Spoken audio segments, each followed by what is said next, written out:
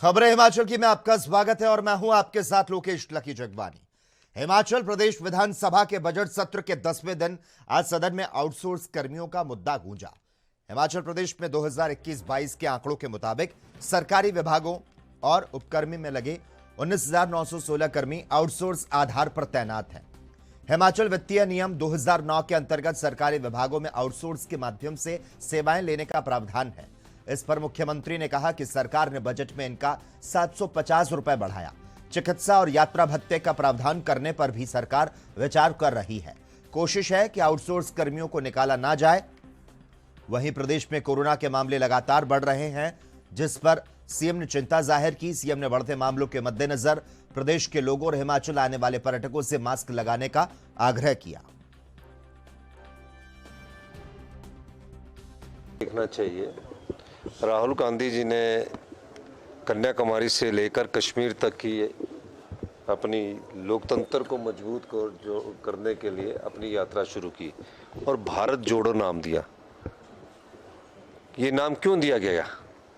क्योंकि लोकतंत्र कमजोर हो रहा था, इसलिए लोकतंत्र को मजबूत करने के लिए उन्होंने कहा भारत जोड़ो, एक अभियान के नाते उसको आगे बढ़ाया गया।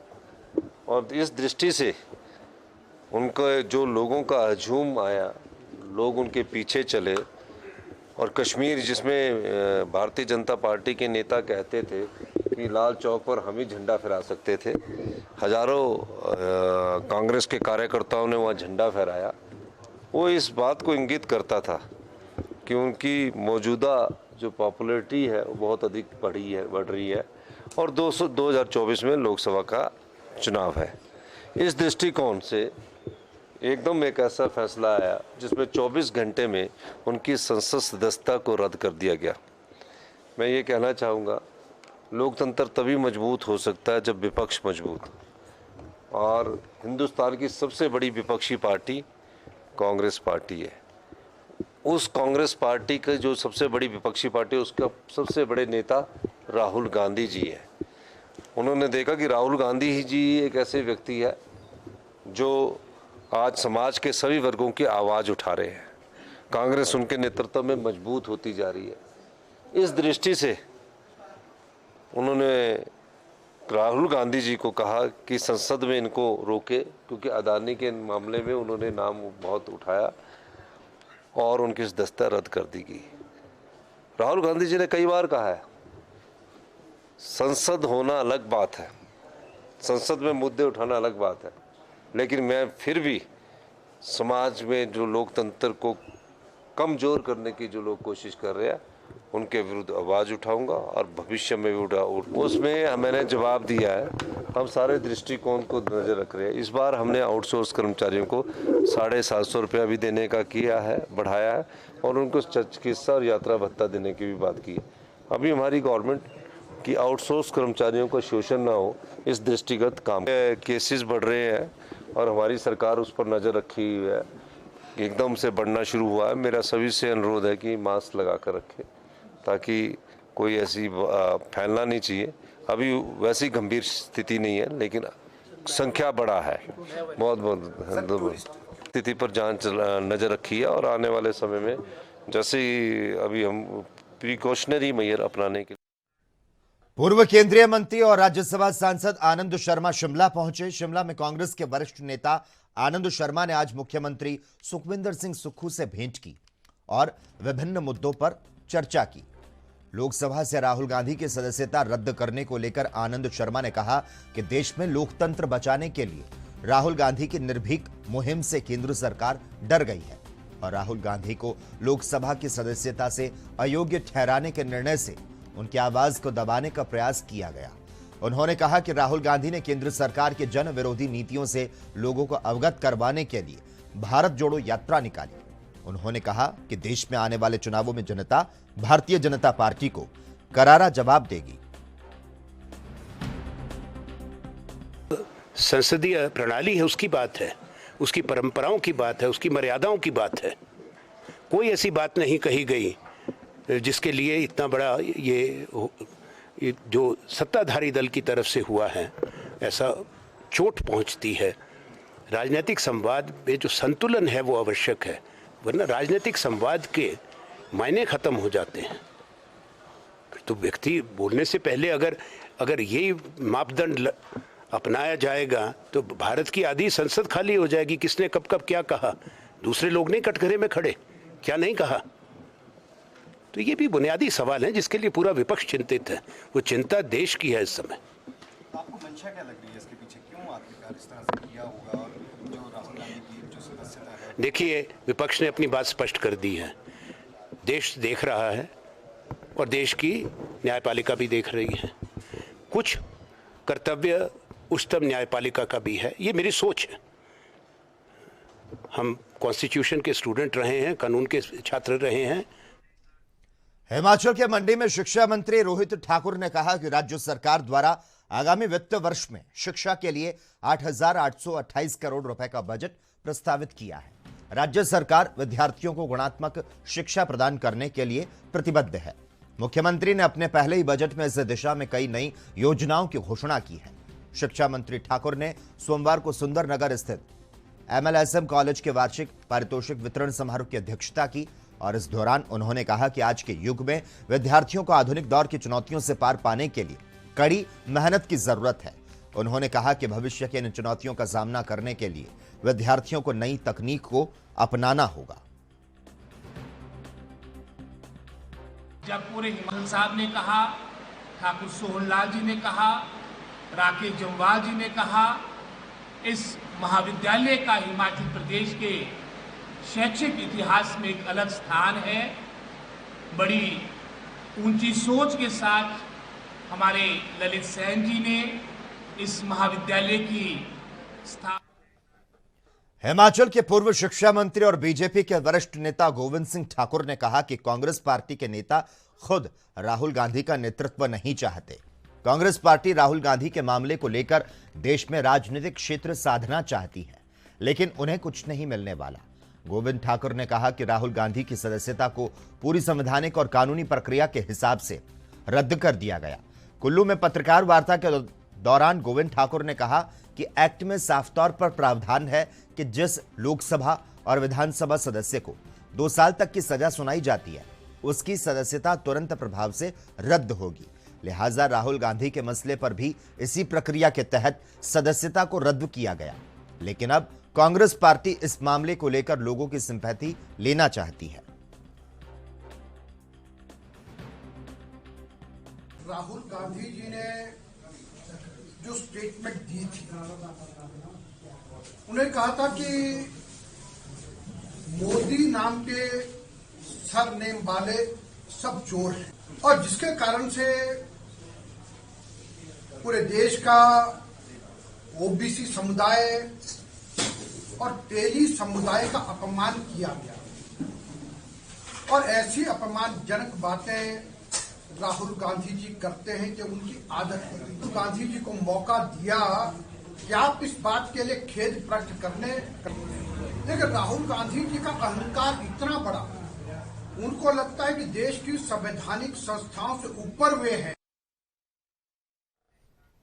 राजकीय प्राथमिक शिक्षक संघ जिला सिरमौर की एक बैठक नाहन में आयोजित की गई, जिसकी अध्यक्षता समन्वयक प्रोजेक्ट अनूप वर्मा ने की। इस बैठक में मुख्य रूप से प्राथमिक शिक्षकों की पेश आ रही समस्याओं पर मंथन किया गया। बैठक में प्राथमिक शिक्षकों की समस्याओं को लेकर उच्च अधिकारियों से वार्ता करने के बारे में एक वर्क प्लान बनाया गया, ताकि जल्द से जल्द इन शिक्षकों की समस्याओं का समाधान हो सके।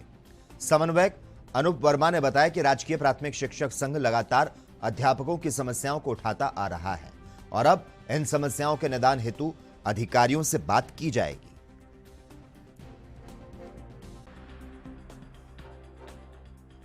डाइट संस्थान सभागार में जिला प्राथमिक शिक्षक संघ की एक बैठक आयोजित की गई, जिसमें प्राथमिक शिक्षक के जो हमारे लंबित कार्य हैं, जो समस्याएं हैं, उसके बारे में विस्तृत चर्चा की गई और उन समस्याओं से कैसे जो है पार पाया जाए, उन कार्यों को कैसे अमली जामा पहनाया जाए, इसके ऊपर एक कार्य प्लान जो है तैयार किया गया कि हम भविष्य में इन समस्याओं को लेकर अधिकारियों से के समक्ष किस तरह इन्हें प्रस्तुत करेंगे और कैसे इन समस्याओं का जो है हम निदान जो है हम अपने अधिकारी। वहीं हिमाचल के सिरमौर जिला में धौलाकुआं में भारतीय प्रबंधन संस्थान निर्माण का कार्य बड़ी तेजी से चल रहा है। धौलाकुआं में निर्माणाधीन भारतीय प्रबंधन संस्थान के कार्य में प्रगति लाने के संबंध में उपायुक्त आर.के. गौतम की अध्यक्षता में आज एक बैठक का आयोजन किया गया, जिसमें आईआईएम संस्थान के अधिकारी, लोक निर्माण विभाग समेत राजस्व विभाग के अधिकारियों ने भाग लिया। बैठक की अध्यक्षता उपायुक्त सिरमौर आर.के. गौतम ने की। उन्होंने अधिकारियों को निर्देश देते हुए कहा कि आईआईएम परिसर की भूमि और आसपास सरकार की भूमि पर किसी भी प्रकार का अतिक्रमण बर्दाश्त नहीं किया जा सकता। उन्होंने इस संबंध में एसडीएम पांवटा साहब और संबंधित विभागों के अधिकारियों को तुरंत से रिपोर्ट प्रस्तुत करने को कहा। उन्होंने कहा कि आईआईएम एक महत्वाकांक्षी और देश के सर्वोत्तम संस्थानों में से एक है, जो आने वाले समय में सिरमौर जिले के विकास में मील का पत्थर साबित होगा। उन्होंने कहा कि परिसर की सुरक्षा और गरिमा के अनुरूप इसकी फेंसिंग करना जरूरी है।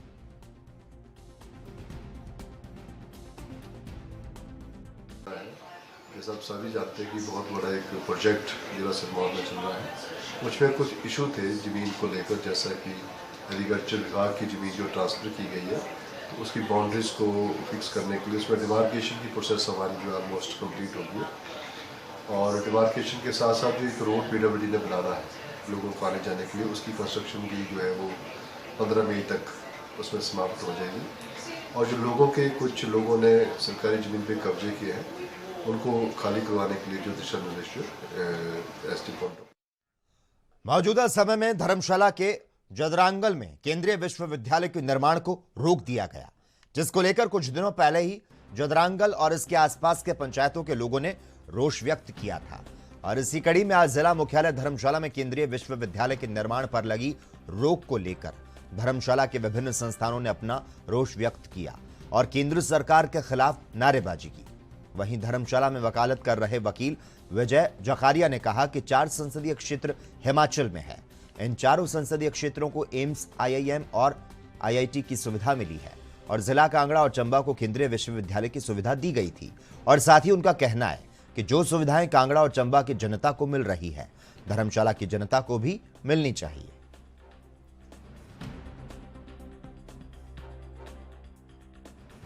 हम यहाँ इकट्ठा हुए हैं वो आपने देख लिया पहले। मैं आपसे बड़ी मुख्तसर सी बात करूँगा कि 4 पार्लियामेंट्री कंस्टिट्यूंसीज हैं हिमाचल में। चारों को सेंट्रल गवर्नमेंट से हमीरपुर और बिलासपुर को मिली एम्स, शिमला को आईआईएम, मंडी को आईआईटी और चंबा और कांगड़ा को मिली सेंट्रल यूनिवर्सिटी। जो चीज़ हमें मिली है वो हमें मिलनी चाहिए। ये अन्याय क्यों हो रहा है? और अभी मेरे से पहले जो मेरे मित्र बोल के गए हैं, ये सिर्फ हमारे जो राजनीतिज्ञ हैं ये उनकी बदौलत आज हमें ये करना पड़ रहा है। जो काम उनको करना चाहिए था वो हम कर रहे हैं और वो सो रहे हैं। जब जागते हैं थोड़ा सा तो एक स्टेटमेंट देते हैं अखबार में और उसके बाद फिर सो जाते हैं। ये सारा मैस उनका क्रिएट किया हुआ है, चाहे वो असेंबली के लोग हैं चाहे वो पार्लियामेंट के लोग हैं। लेकिन आज हम इस माध्यम से बता देना चाहते हैं कि हमने सारी कोशिशें कर ली हैं, अब तो हम गला पकड़ने की तैयारी में है। इन लोगों का जब तक हम गला नहीं पकड़ेंगे इनको होश नहीं आएगा। हम दिल्ली जाएंगे, हम वहाँ पर जंतर मंतर पे प्रदर्शन करेंगे, हम प्राइम मिनिस्टर से ऑडियंस लेंगे और हम उनको बताएंगे कि हमारे साथ क्या अन्याय हो रहा है। हमने एम्स नहीं मांगी जो बिलासपुर और हमीरपुर में है, हमारी सेंट्रल इंस्टीट्यूट को क्यों खींचा जा रहा है, हमारा ये मुद्दा। और देरा जो है वो धर्मशाला के मुकाबले में कोई जगह नहीं है। It's a very Lavji place. और आप जानते हैं धर्मशाला में कितनी तरक्की हुई है, सेकंड कैपिटल है, यहाँ पे हिज होलीनेस है, यहाँ पर 5 स्टार और 7 स्टार होटल। खबरों का सिलसिला लगातार जारी रहेगा। हम रुकते हैं एक छोटे से ब्रेक के लिए।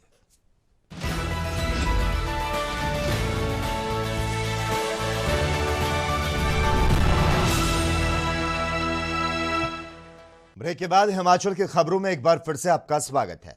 राहुल गांधी की संसद सदस्यता को रद्द किए जाने को लेकर सोमवार को धर्मशाला में कांग्रेस नेताओं और कार्यकर्ताओं द्वारा केंद्र की मोदी सरकार के खिलाफ जमकर विरोध प्रदर्शन किया गया।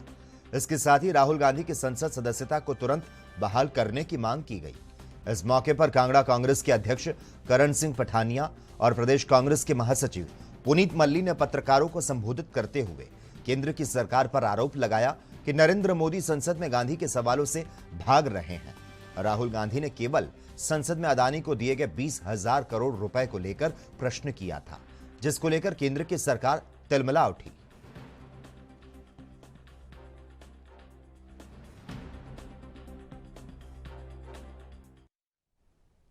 राजधानी शिमला में रह रहे लोगों को अब घर के नक्शे पास करने के लिए महीनों नगर निगम के फैसले का इंतजार नहीं करना पड़ेगा। घर बनाने के लिए नक्शा पास करने की प्रक्रिया में एमसी तेजी ला रहा है। अब हर हफ्ते नक्शे पास करने के लिए मीटिंग होगी। सरकार से निर्देश मिलने के बाद नगर निगम ने प्रक्रिया शुरू कर दी है। आगामी अप्रैल महीने से 3 दिन सिर्फ नक्शे पास करने के लिए निगम को बैठक करनी होगी। आपको बता दें, पहले महीने में सिर्फ एक बार इस पर नगर निगम की बैठक होती थी। कई बार 2 महीने के बाद बैठक होती थी।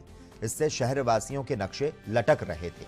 अपना नक्शा पास करने के लिए लोगों को कई बार नगर निगम के चक्कर काटने पड़ रहे थे।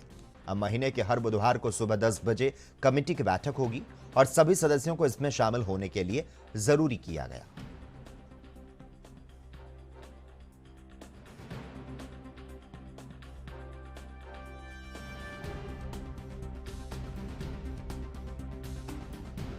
और इसी के साथ ही इस वक्त के बुलेटिन में बस इतना ही। तमाम अहम खबरों के लिए आप देखते रहिए ANB न्यूज।